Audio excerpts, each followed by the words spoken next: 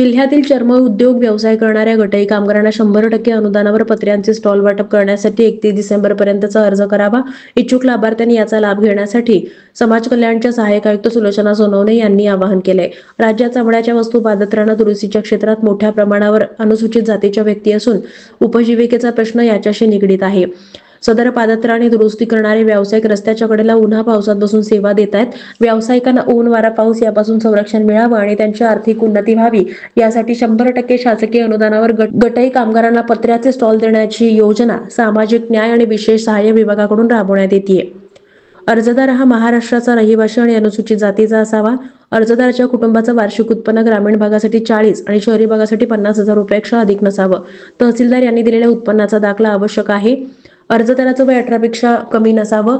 अर्जदार ज्या जागेत स्टॉल मांडतोय ती जागा ग्रामपंचायत, मग नगरपालिका, महापालिका यांनी भाड्यानं आणि करारानं खरेदीनं अगर मोफत किंवा अधिकृतरित्या ताब्यात दिलेली असावी।